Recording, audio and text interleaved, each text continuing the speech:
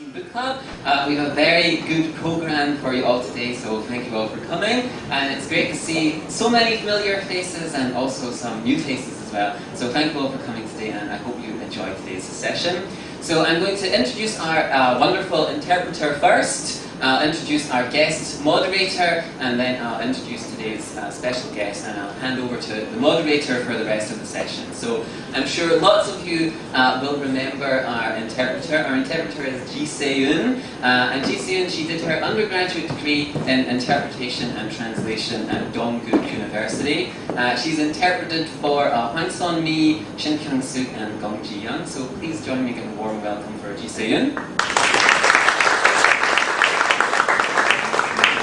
And I'm sure lots of you will recognize our guest moderator today as well. Our guest moderator is Charles Montgomery. Charles is a professor at Dongguk University. He's the creator of the KT Lit website dedicated to Korean literature.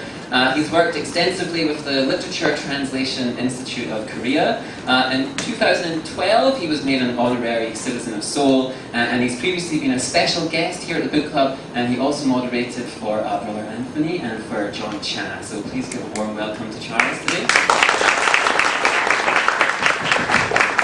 And we're very, very lucky to have a fantastic special guest today. We've been trying to get him to come to the Book Club for a very, very long time.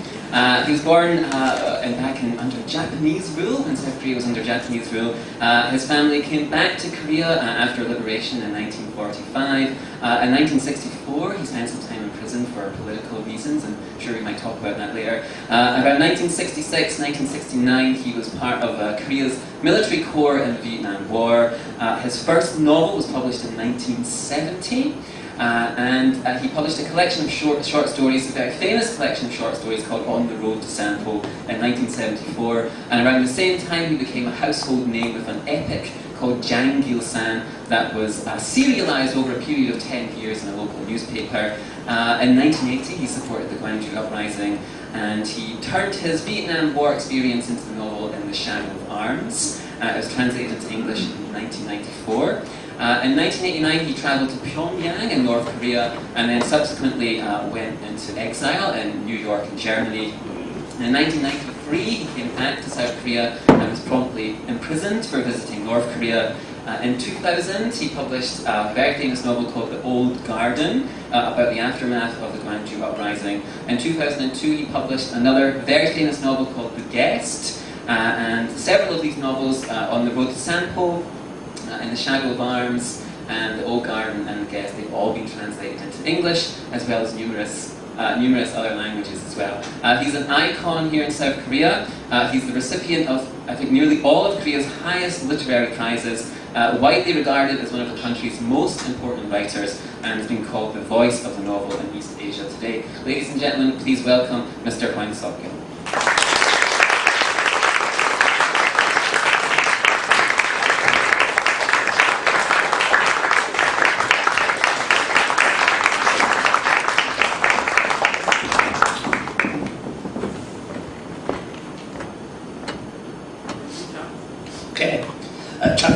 The first thing I always do is allow an author to, if they need to, correct any mistakes Barry may have made in his introduction, or add anything that they would like to add by way of introduction.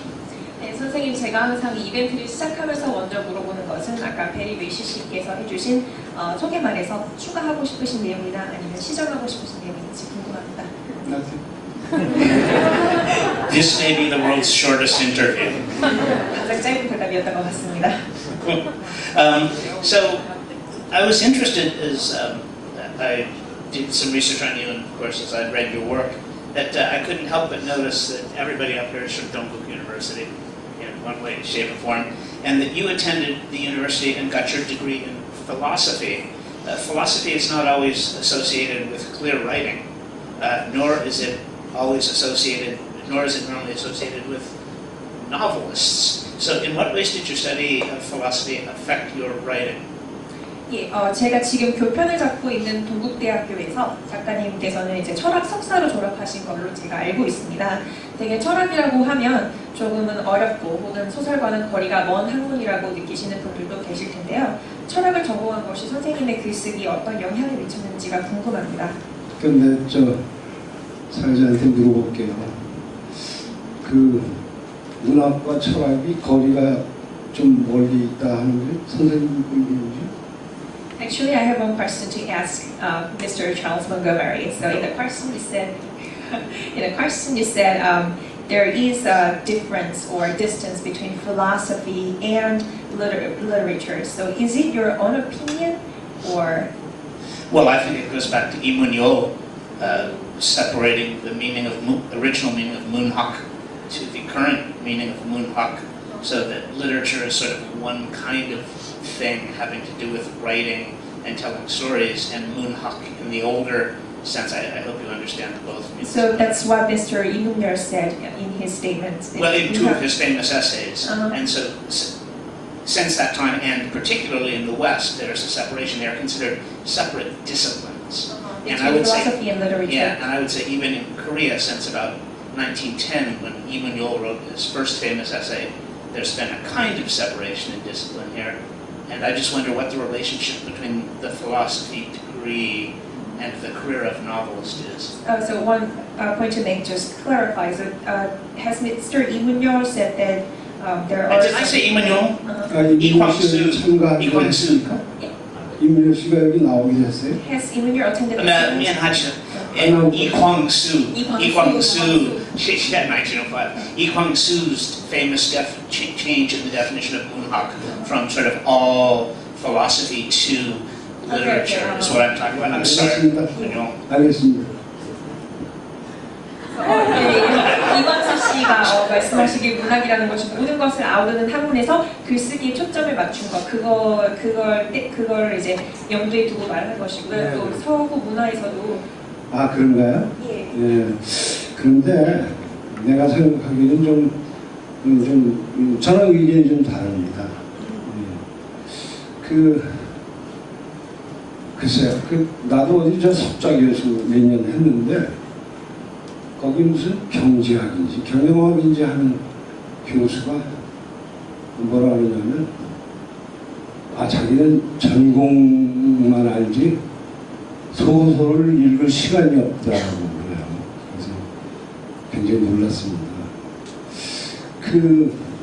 한국에서 특히 전문가들이 무식한 전문가들이 많거든요. 요새 정치인들은 지들끼리 싸우다가 상대방이 거짓말하면은 소설 쓰지 말라고 해요. 이런 무례한 소리가 어디 있습니까? 소설이 거짓말입니까, 여러분? 이를테면 소설이라는 것은 모든 것의 기본입니다. 서구에서도 그 문화 교양의 출발점이 문학이거든요. 특히 서구에 가면 그런 걸 보고 굉장히 부러워합니다, 우리가. 근데 한국 사회가 그렇진 않아요. 그래서 문학이 특별하게 따로 떨어져 있는 어떤 자질이라든가 능력이라든가 이렇게 따로 띄워놓는 것은 저는 반대하는 입장입니다. I have actually pretty different point of view from what you said. Well, I also worked as a professor in some university and met some these so-called experts, professors working in university. And one day I met one professor from economics department, and what he said was he had no time to read novels because he had to spend all his time studying economics and other things. And I was shocked by the distinction that he made between literature and other expertise. I am very regretful and shocked and saddened by the fact that there are a lot of so-called stupid experts in Korea. And also I'm very regretful by the fact that when the politicians fight, they usually refer to lying in a famous Korean saying such as, you are writing a novel, to indicate that you are actually lying. But I do believe that literary is the foundation of everything, and that also applies to the Western world, as literature is the starting point of the culture. So I totally disagree with the arguments that literature is somewhat divided from other aspects of ideas. So essentially, then, if I understand your response is it underlies everything. 네, 작가님 그래서 말씀하신 게 소설은 모든 것의 기초다라는 말씀이시니까 Which indicates to me I took the wrong degree in English literature. 제가 영문학을 잘못 공부한 것 같습니다. So I also think it's safe to say, as I read your work, and Gary alluded to some of the consequences of this, that both personally and in terms of literature, you are one of the most political of Korean authors. You are intensely political. All your work is political. That has been translated. I should say everything I'm talking about has to do with these works in translation. You want to take a share? 네, 그래서 작가님 이제 개인적인 성향이나 작품도 그러하듯이 이렇게 번역된 책을 이제 제가 읽어봤을 때도 느꼈지만 한국에서 가장 정치적인 색채가 짙은 작가라고 해도 과언이 아니라고 생각합니다. 그것도 교수님의 의견입니다. So that is your opinion too? Well, that's yes, of course. It's all right. Yeah. So, but 다만 제가 이제 설명을 좀 하자면요. 한국은 그러니까 서양이 근대화하는데 한 300년 걸렸죠. 일본만 해도 메이지 유신 이래 한 100년 걸렸습니다. 우리는 30년 동안 압축 성장을 해서 근대화를 막 번개치듯 했어요. 그 압축 성장 자체를 우리가 뭐라고 얘기하냐면 개발 독재라고 그러죠. 그러니까 제가 청년기부터 한참 왕성하게 작품을 쓸 때 개발 독재에 취해 있었습니다. 그러니까 저희뿐만 아니라 그런 조건은 아마 아시아 다른 나라 작가들 또 라틴 아메리카 작가들 이런 작가들한테도 동일한 조건인데 소설을 쓰면서도 표현의 자유를 쟁취하기 위한 싸움을 동시에 해야 되는 그래서 그런 영역을 마련하기 위해서 싸우면서 또 자기 문학을 해야 되는 이제 그런 그 어려움이 있었죠. 그러니까 제가 이제 같이 친구들하고 만든 작가 회의가 자유실천무인협의회라는 그룹이 있었고 그게 현재 작가회의라는 그런 단체로 결정을 하고 그리고 이제 민중예술인 총연합이라는 예술인 단체가 있는데 이게 지금 한 전부 합해서 회원이 한 10,000여 명 가까이 되죠. 2만 명 정도 되는데 이 사람들하고 같이 표현의 자유를 위해서 싸우는 동안에 저의 행동은 정치적이 되고 저의 문학은 그런 정치적 행동에 영향을 받지는 않았습니다. 그러니까 황석영이는 정치적인 민주화운동을 했다. 그건 사실이고요. 그러나 황석영의 문학은 그로부터 벗어나 있었다. 독립되어 있었다. 이렇게 얘기를 하죠. 그래서 저의 소설을 특정하게 평론가나 외국의 평론가들이 정치적인 소설이다 이렇게 얘기를 안 합니다. 작가님께서는 정치적인 활동에는 참여를 하셨지만 작품은 정치적인 것과는 거리가 멀다 이렇게 말씀하시는 건가요? 거리가 멀다가 아니라 독립되어 있다. 네, 알겠습니다. So to explain a little bit about that statement that I have been one of the most politically committed writers in Korea, I disagree with the statement. In a nutshell. Well, we have to look at the history before elaborating on my argument. Well, the Western world took 300 years to achieve modernization, and it took 100 years for Japan to accomplish. But Korea, how about Korea? It only took 100 years for Japan to accomplish modernization. In Korea, it only took 30 years. So to compare to these countries, it was like a lightning storm. In a really short period of time, we had to achieve compressed development, and by which we call it the development dictatorship. Since the youth, when I started my literary career, I have undergone this period. I witnessed it, I experienced it, which also applies to other Asian or Latin American countries. And I had always been involved in the struggle, the fight for freedom. So I established a group of writers which promotes freedom and a group of artists who came together with the same cause to promote and achieve freedom in Korea. And it's true that I participated in a lot of political activities, but I would like to make it clear that my literature is far from politics. So, which is evidenced by the fact that when Western journalists make reviews of my books, they do not necessarily call my books as a politically driven novel. Well, I would partly say that's because they don't understand Korean history at all, because Korean history is unknown. But the other thing I'd say is I think to some extent we're actually in agreement here. One of the things I talk about, and you were in my class, my pleasure classes, that I actually compare Korea's development from European development from basically the 17th century until now. So that Korea, I think we agree there's been a tremendous amount of compression.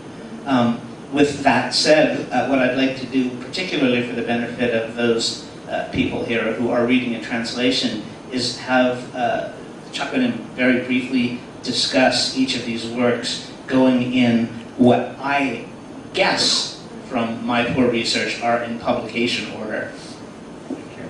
네, 그러면 저도 잘 아시다시피 아마 그 작가님의 책이 정치적인 색채가 짙지 않다라고 한 것은 아마 그분들께서 한국의 역사를 잘 몰라서 그렇게 그런 리뷰를 쓴 것은 아닌가 그런 생각이 좀 들기도 합니다. 하지만 저도 작가님이 말씀하신 대로 한국은 굉장히 빠른 시간에, 단시간 내에 다른 유럽에 비해서 그런 압축 개발을 했다는 점은 분명히 잘 알고 있습니다. 그렇다면 작가님의 작품을 번역서로만 읽어본 독자들을 위해서 작가님 작품을 하나씩 돌아가면서 설명하고 코멘트를 하는 시간을 갖겠습니다.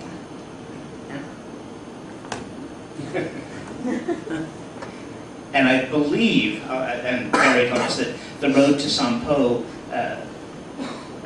Gil Kanun Sampo, Sampo Kanun Gil, was the first work translated into English and was one of the first works, was in that very famous collection.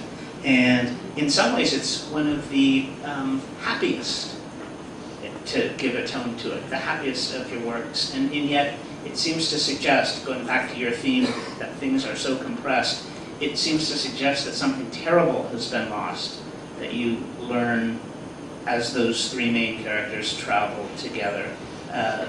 When you wrote The Road to Sampo, was that the story you were trying to tell, the loss of the village? 네, 우선 제일 첫 번째로 보고 싶은 것은 바로 작가님의 그 삼포로 가는 길인데요. 가장 초기 작품이기도 하고 또 영어로 번역된 작품 중에 첫 작품, 초기 작품이기도 합니다. 선생님께서 말씀하신 압축 개발들이 이 소설에서 잘 드러나 있고 세 명의 주인공들이 여행을 하면서 뭔가 상실하거나 그런 것을 느낄 수가 있는데 예를 들어 마을이 사라진다든지 그런 것을 왜 그러한 주제를 쓰셨으면 알아보자 하는 바는 무엇인지 궁금합니다. 예, 근대화라든가 세계화라든가 하는 것은 결국은 고향이라든가 뿌리를 잃어버리는 과정이죠. 예. 그런 토박이성들을 전 세계에서 이렇게 억제하거나 말살해가는 과정인데 그런 의미에서 본다면 현대 전 세계의 도시에 살고 있는 사람들은 다 고향을 잃어버린 사람들입니다. 예. 그래서 이 소설은 70년대 초반에 그 농촌이 이제 해체되면서 그러면서 이제 많은 그 이농민들이 나오는데 여기 등장하는 사람들은 다 고향에 돌아가고 싶어하죠. 근데 이제 삼포라는 진영은 지상에 없는 진영입니다. 제가 이제 만들어낸 진영인데 마지막 대목에서 고향이 존재하지 않는다 하는 것을 이제 그 등장인물들 모두가 깨닫게 되죠. 네. 그런 얘기입니다. 그런 씁쓸한 그 얘기죠. In the face of modernization and globalization, I think these two concepts basically mean is the loss of our hometown. which is happening all across the world, not only in Korea. So in this sense, I thought globalization or modernization or the people who are living in the city are basically people who have lost their homeland or home country. In this book, it's based in the early 70s in Korea, and it depicts the time period when urbanization is taking place in Korea. And all the protagonists coming out in this book want to go back to their hometown in Sanpo, although it's a non-existing place, which I just made up for the sake of the book. They later realize that the protagonists realize that they have nowhere to go back. So this book is describing the kind of loss of their hometown. And then you make a very, very big jump, and a very brave jump to, where is it? In the Shadow of Arms, The Shadow of Arms, a story about Vietnam.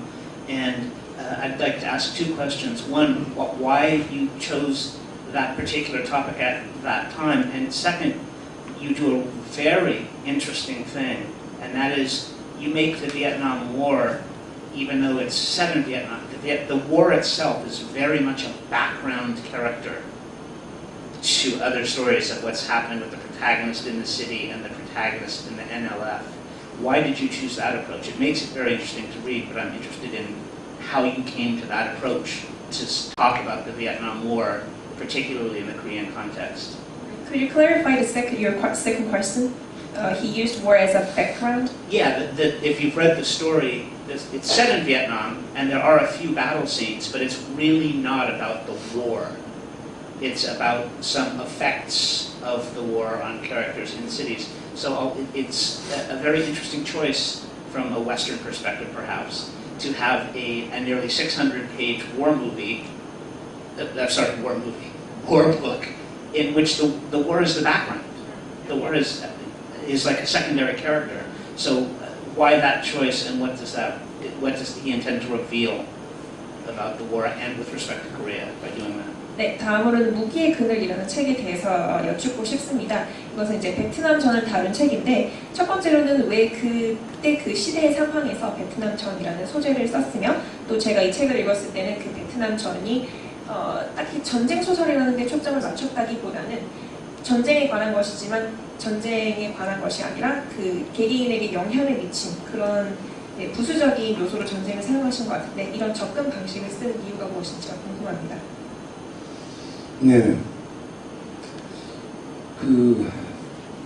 사실은 제가 1960년대 베트남에 가서 미군들하고 같이 이제 전투를 하고, 그리고 어떻게 운이 좋았는지 다낭 CID 수사대의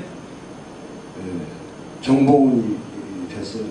그래서 시장에서, 그러니까 다낭 시장에서 근무를 했는데, 민간인처럼 복장을 하고, 그래서 전쟁터에서는 볼 수 없었던 그 전쟁의 속살, 속이면, 그런 것들을 아주 자세히 보게 되었습니다. 거기까지.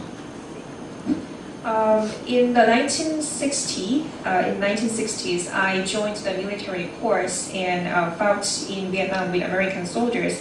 And by some luck, I got to work as an intelligence officer in Vietnam, and served and dressed as a civilian and did intelligence activity or related works. So it was lucky for me because I didn't really participate in the battleground, but got an opportunity to see the true face of the war. 저는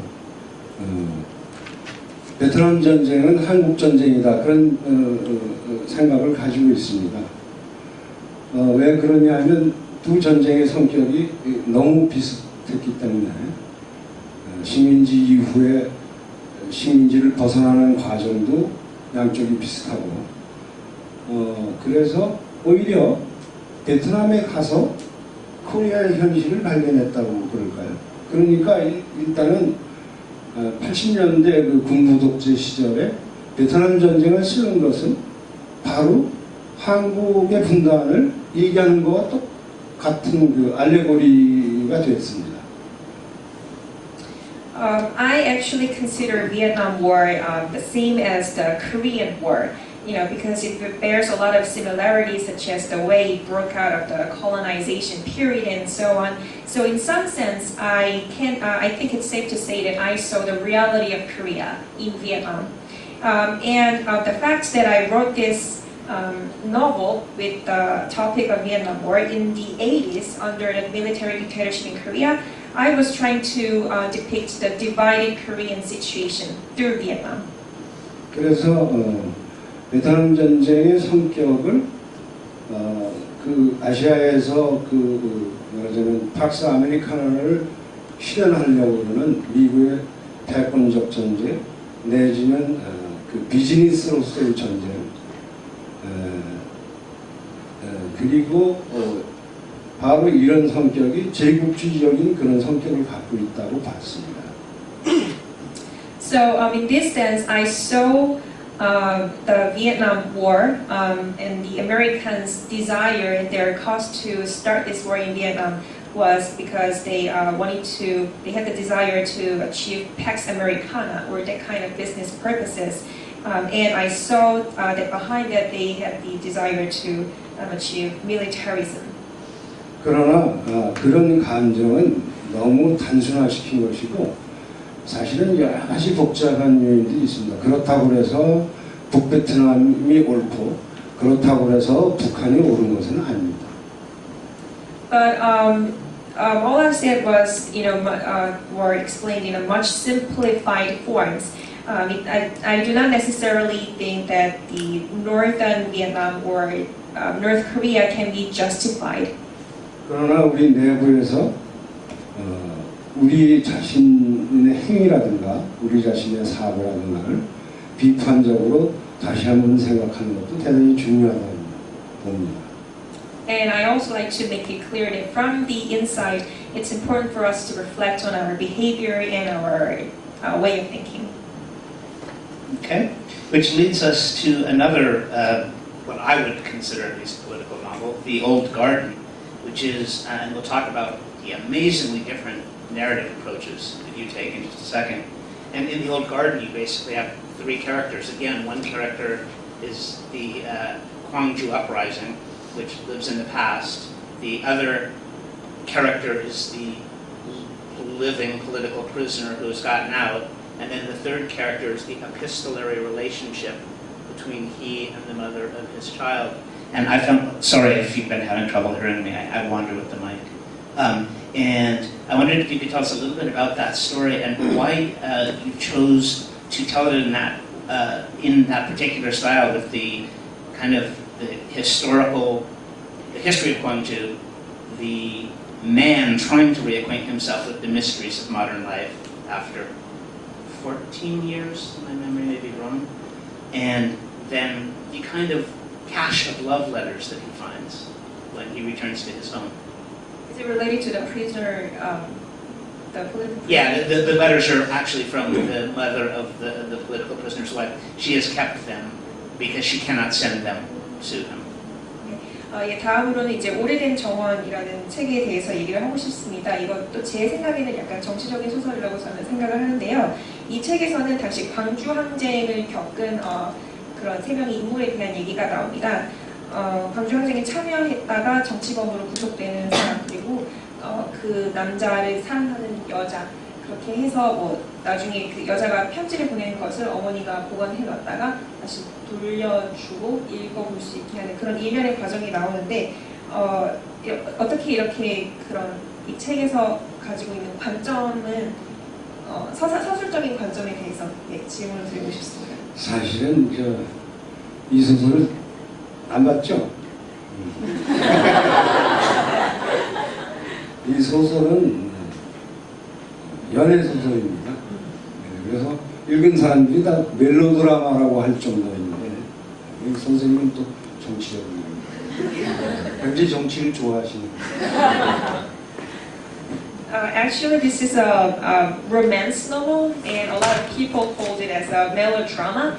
But it's interesting that you interpret it in a very political way. I think you must have a liking for politics. 이 소설은 I continue. So, to be fair, one thing, the love affair, that's why the three characters, because Gwangju, the relationship between Gwangju and the two, but also the relationship between two is revealed in those. Gwangju and both, where they meet, and then the love letters between them.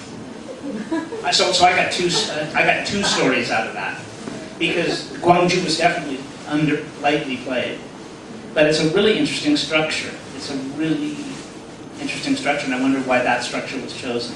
What kind of structure is it? The structure of having this historical event that keeps popping up. Among romance. Yeah, in the middle of the romance. 네, 작가님께서 말씀하신 분명히 연애 소설이라든지 그런 부분이 있는 것도 아니다. 하지만 그 중에서도 광주 항쟁이라든지 역사적인 부분이 자꾸 나오는 것이 저는 재밌다고 생각을 했어요. 네, 그래서 사람이 연애를 하면 그 안에 다 포함되어 있는 거지. 들여다보고 뽀뽀만 하고 뭐 애모만 하고 그럽니까? I think the love relations between the two people are not restricted to physical relationships, but it also can encompass various factors such as Gwangju upheavals and the historical 만약에 factors. 이를테면 헐리우드 영화에 그 로버트 테일러 나오고 뭐 그런 영화 있죠? 다리에서 뭐 이렇게 워털루 브릿지인가 뭐 그런 그게 멜로드라마지 그게 무슨 그게 전쟁 영화입니다. 그 사람이 이게 보면은 사랑을 하면 사랑만 되게 하는 게 아니고 그 안에 뒤에 뭐 배경도 있고 뭐 방해하는 것도 있고 이게 이러기 마련이죠. 그러니까 제가 이제 얘기를 한다면 오래된 정원이라는 거는 왜 제목이 오래된 정원이냐? 이 소설을 쓸 때에 구상을 했을 때 저는 그 장벽이 무너지는 베를린에 있었습니다. 그래서 세계가 이제 변화하는구나. 그리고 이제 참 허망했죠. 그 베를린 장벽이 무너지는 게. 그 허망할 수밖에 없는 게 그 한 체제가 한 70년 동안 뭘 해보려고 그랬는데 그 썩어버렸거든요. 관료주의에. 그래서 그 드러난 사회주의 속살이 너무 끔찍했고 그리고 그거 자체도 참 허망하고 그래서 저는 어떻게 생각을 했냐면 이게 굉장히 중요한 얘기입니다. 이 소설은 기억에 대한 서사예요. 이 소설의 주제 자체가 메모리입니다. 그러니까 이 소설의 특징은 감옥에 있는 사람 그리고 기록을 남긴 사랑하는 사람을 감옥에서 나오는데 이미 죽었어요. 그러니까 시간이 맞질 않죠 서로. 네. 이 소설에서 두 사람은 한 번도 만난 적이 없습니다. 각자의 삶과 각자의 기록 속에서 따로 그렇게 살아가고 있죠. 하나는 감옥에서 하나는 밖에서. 뭐냐면 역사와 사랑은 문법에서 뭐라고 해요? 과거, 현재, 미래. 텐스라고 그러죠. 역사와 사랑은 텐스가 맞는 것 같아요. 네. 이게 어긋나요. 근데 이 어긋날 시간과 기억을 누가 연결시키느냐면 텍스트를 읽는 독자가 읽는 행위를 통해서 두 사람의 사랑을 연결시켜요. 이게 우리 뜻대로 되지 않는 세계, 우리 뜻대로 되지 않는 역사 이런 것들에 대한 그 쓸쓸함 이런 것들을 표현하는 거죠. 되겠어요?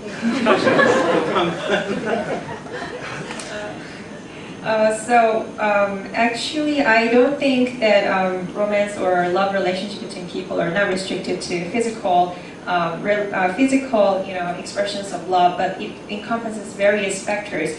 In that sense, I want to provide you with one example. One Western movie, I do not exactly recall the title of the name, maybe Waterloo Bridge, starred by Robert Taylor, but I do not necessarily view it as a war movie, but as a romance movie.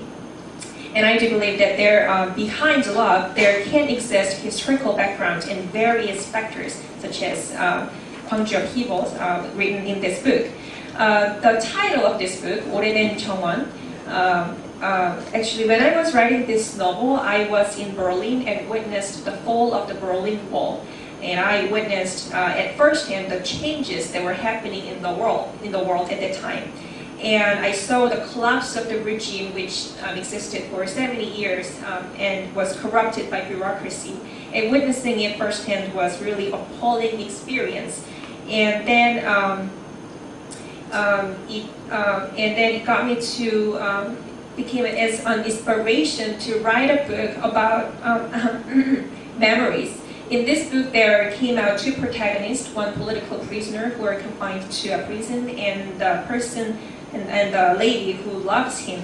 But the important fact in this book is that these two people actually never get a chance to meet each other, but they only exist and live in different time periods in their own memories, in different people's memories. I do believe that history and love have different time tenses, such as these two protagonists.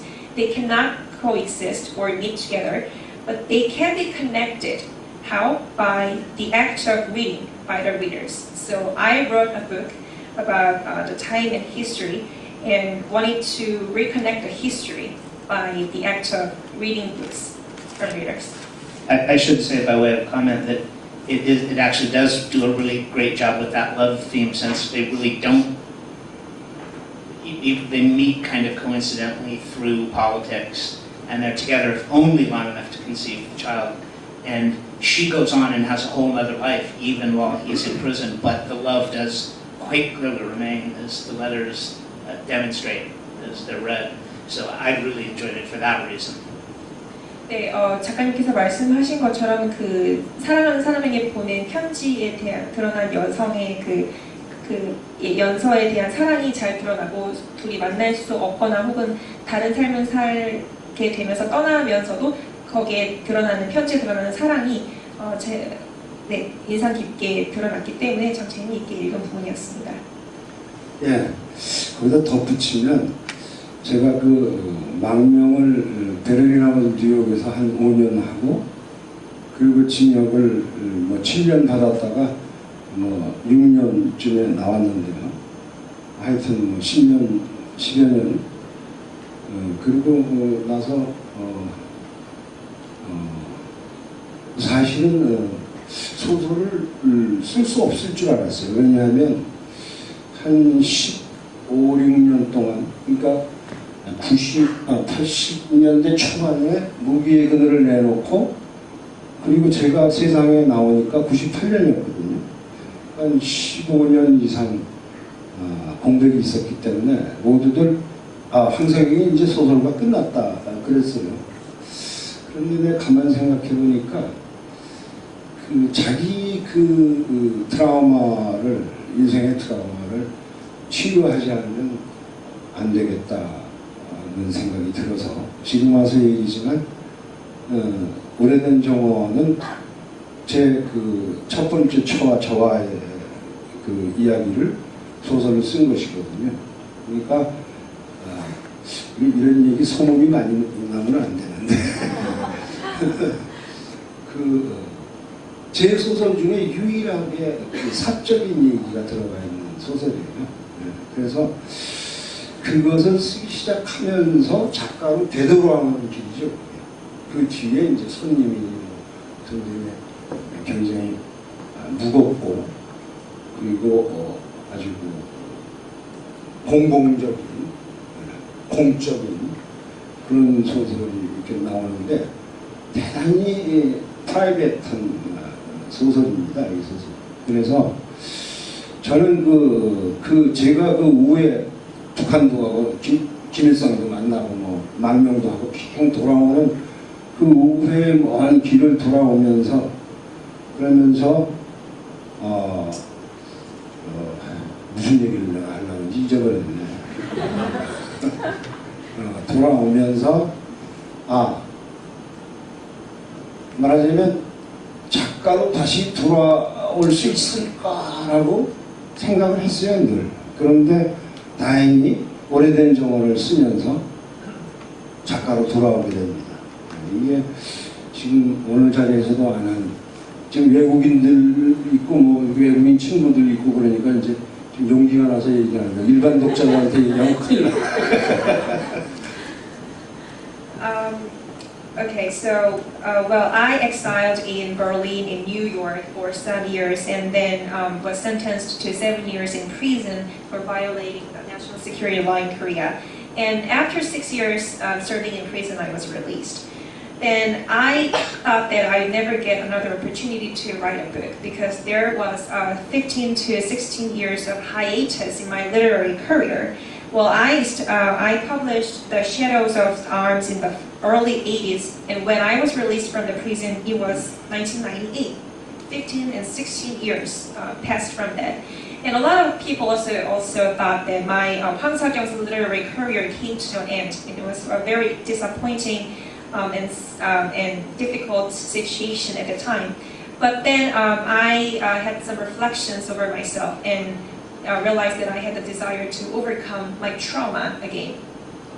Well, The Old Garden is actually about a very personal experience, and it was written as my personal attempt to overcome my trauma by means of reflecting on my personal life. So this is a very private book, and the reflection continued. I wrote about my path, the path that I've taken throughout my life, in The Guest, 손님, and in other books as well.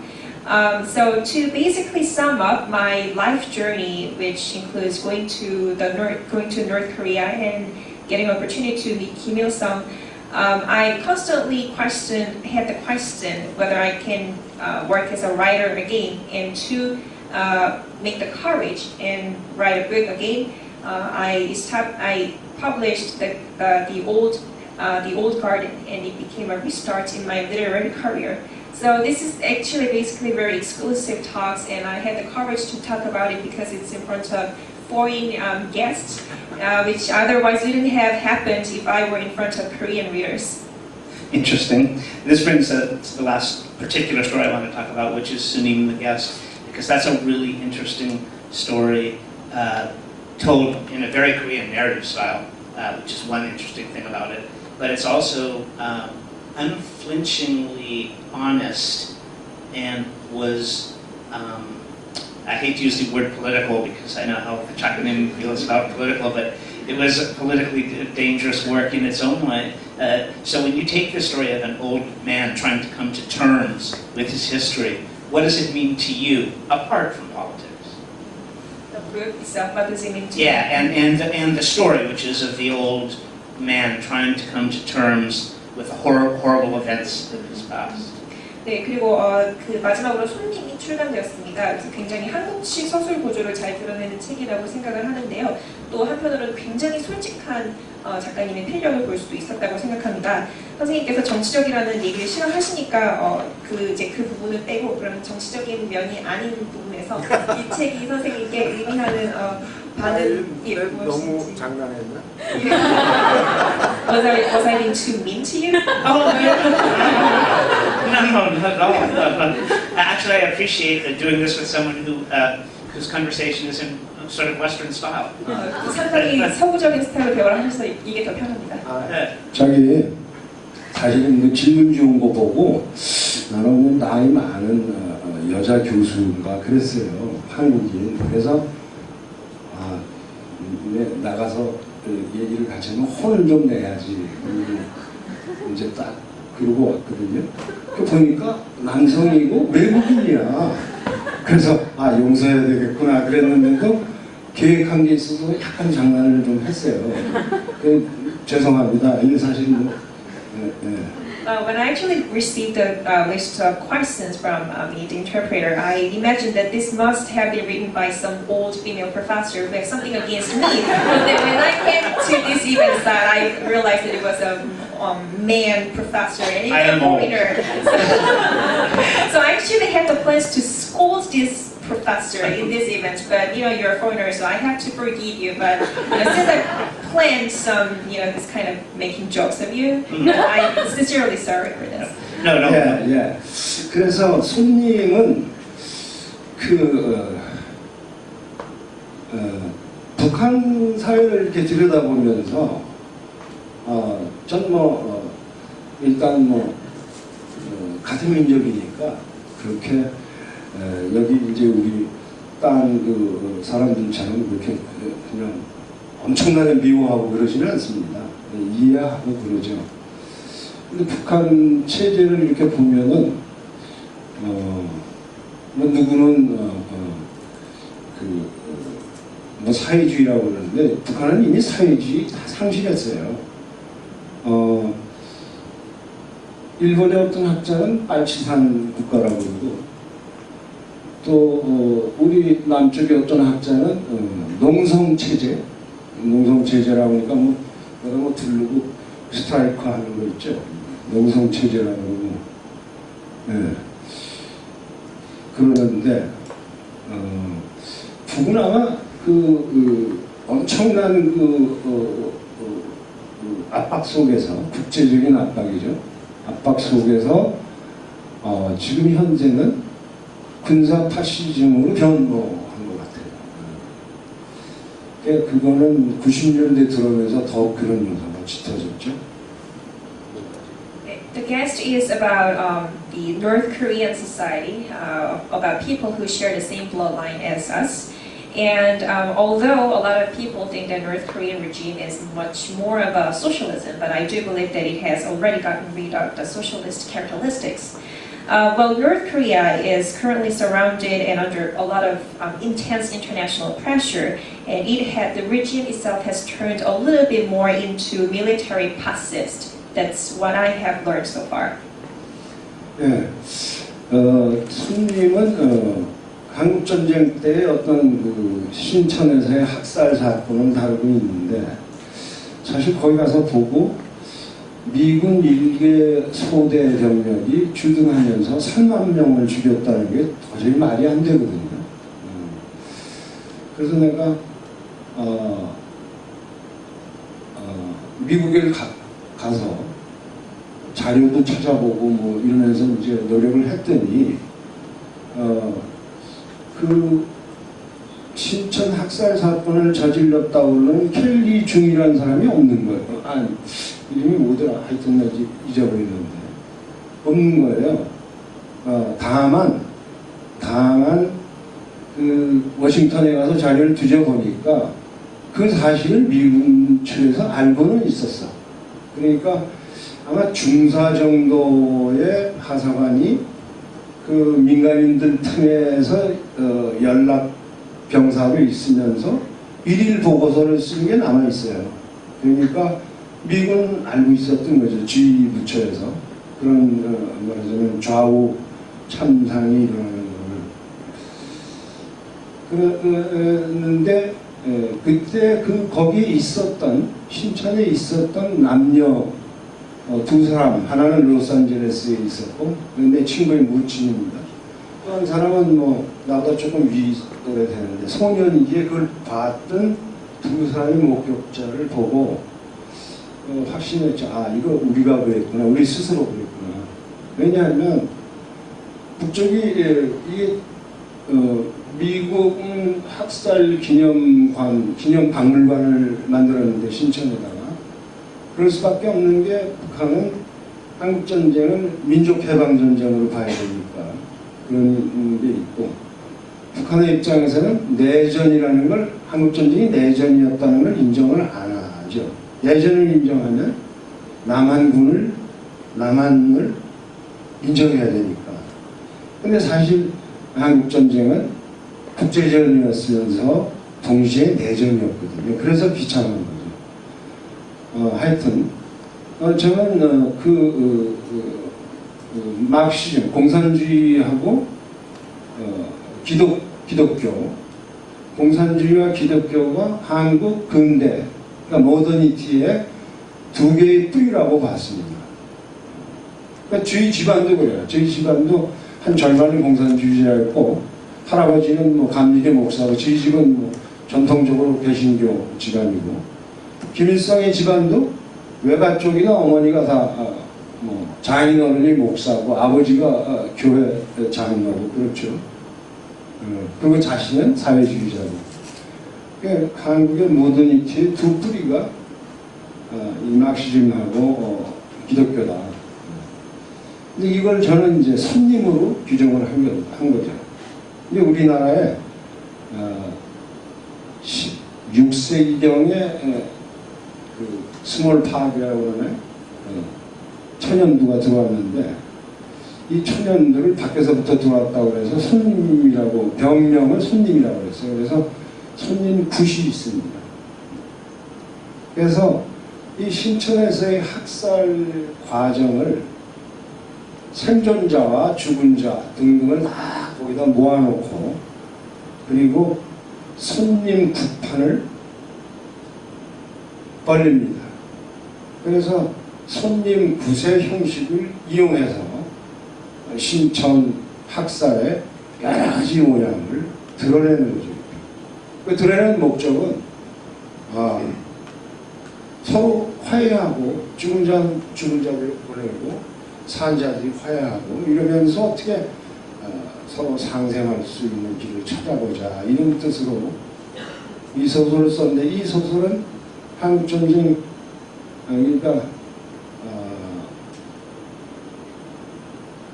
한국전쟁 50년 50주년 기념작으로 내놨습니다. 썼습니다. 네. The guest is describing the Sinchon civilian massacres that took place in Sinchon in North Korea. And I really thought that it's absolutely nonsense to argue that a small number of American soldiers who were stationed in North Korea were responsible for these huge number of people died in massacres. So I went through intensive searchings. I went to America to look for the information and realized that there was the culprit who was labeled as a culprit behind the Sinchon massacre for some non-commissioned officer didn't exist at all. And I also interestingly found out that the American military department also were aware of this because they had received reports about it. So I somehow discovered and learned about the witnesses who actually witnessed it firsthand in Sinchon and realized that it was not actually committed by the United States Army but was an internecine, intense internal dispute within two Koreas. As far as I'm concerned, there is a museum devoted to the Sinchon massacre. And of course, North Korea, and it was established in Sinchon, the museum was established in North Korea because North Korea saw the Korean War as a liberation of their North Korean people, not as an internal civil war with Korea, because in that way they have to accept Korea as their bloodline as well. But anyway, I tried to depict Marxism and Christianism as the guest because I believe that Marxism and Christianity are the roots of Korean modernity, as can be witnessed by my family members who are related with Marxism and also who are some related with Christianity, and as can be witnessed by the family of Kim Il-sung, who have some pastors and Christian-related service people in his family. So I tried to depict Marxism and Christianity as the guest. And in this book, these two guests are invited, the survivors and witnesses of the Sinchon massacre, and they carry out the shamanistic ritual of Gut to reveal various aspects of the Sinchon massacre to this end, for the reconciliation and passage of the dead people from this world onto the next. And the purpose of writing this book was to publish a novel marking the 15th anniversary of the Korean War. Okay. I'm only Nice interpretation. Yeah, okay, just as my thoughts are my thoughts. I am reliably informed by Barry, who is waving over there wildly, that I have time for only one more question. And because half of this audience probably wants to be writers or is writing something or someday will be a writer, my final question has to do with writing. Starting with something like The Road to Sampo and going all the way up to sort of Gut-based nature of the guest, the writing styles in these and the narrative styles and the structures are radically different, really, in them. Do you start with the structure in mind, or do you just start writing the idea and then the structure comes to you? 네, 이제 시간이 다 돼서 제가 마지막 질문을 선생님께 드리겠습니다. 선생님은 작품마다 굉장히 상이한 서술 방식을 보여주시는 걸로 제가 잘 알고 있는데요. 이렇게 작품 서술 방식을 정하는 것을 선생님께서 미리 정해주시는지 아니면 줄거리가 먼저 떠오르고 그 다음에 서술 방식을 정하는지가 궁금합니다. 예, 양쪽 다인데요. 그냥 크게는 황석영의 전반기 문학과 후반기 문학 이렇게 가릅니다. 전반기 문학이 아마 무기의 그늘까지, 그러니까 제가 망명을 하고 뭐 감옥에 가고 그러기 전까지의 단계를 전반기 문학이라고 그러고, 그 여러 가지를 겪고 난 이후의 문학을 후반기 문학이라고 합니다. 전반기 문학은 여러분이 잘 짐작할 수 있듯이 철저하게 그 현실주의에 입각한 그런 리얼리즘 소설이 되겠죠. 후반기 문학적으로 넘어오면 우선 종래 그런 산문의 그런 여러 가지 형태를 이렇게 해체해서 이건 뭐 오래된 정원에서부터 이미 인신이 막 넘나든다든가 또 소설 자체가 뭐 서간문 또는 일기 뭐 이런 식으로 변한다든가, 그리고서 이제 더욱 급격하게는 이제 손님 그 이후 뭐 신청 뭐 다리공주 뭐 이런 쪽으로 이렇게 넘어가면 우리 전통 양식, 이제 세계적인 어떤 현실이나 이런 걸 우리 전통 양식과 그 서사의 양식과 내용 속에다 이렇게 퐁당 빠뜨리는 그런 실험적인 작업들을 쭉 계속해오고 있다고 생각하는데요. 이건 뭐 이미 라틴 아메리카의 작가들이 해오던 일들입니다. 이게 보면은 서구와 다르게 말하기, 서구하고는 다르게 말하기, 이런 거죠.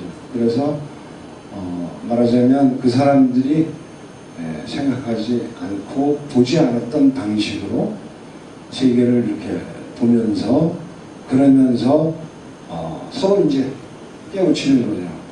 이런 일이 있을 수도 있고 이런 일을 이렇게 얘기할 수도 있구나, 이런 거죠. 그러면서 세계문학의 이론으로서 세계문학을 풍부화하고 싶은 생각이 있는 거죠. Well, actually, in a nutshell, I adopt both ways. Sometimes I think about narrative styles in advance, or ideas comes first in the narrative, design of the narrative style. I think my works can be generally divided into two categories. The first part, can be books up until The Shadow of Arms, which is describing my life in exile and things like that, and the latter parts of my literary works, which describes my life after the release from the prison.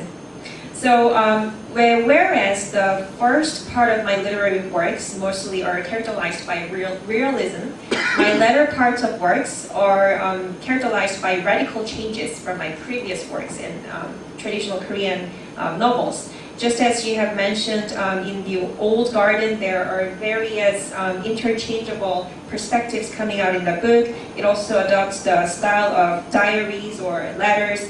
And even moving on to The Body Princess and other books, it's very experimental because I incorporated the books with traditional Korean styles and traditional Korean narratives as shamanistic rituals come out in the book. But I didn't necessarily think that this is my novel attempt, as we can witness such trends by many Latin American writers. They do this on the purpose of taking different perspective and point of view from the West. They try to speak out or portray the world in a very much different way from the Western writers do. And by doing this, though, I do believe that I can lend a little bit of flavor to the literary world. Well, we're going to take a 5-minute break there, and then we'll come back, and it'll be your turn to ask some questions. So please think of some good questions. I'm sure you can all hear me. We'll take a 5-minute break, so please try and think of some good questions. But just now, let's give a very big round of applause for our wonderful guest, and thank you, Mr. Conte.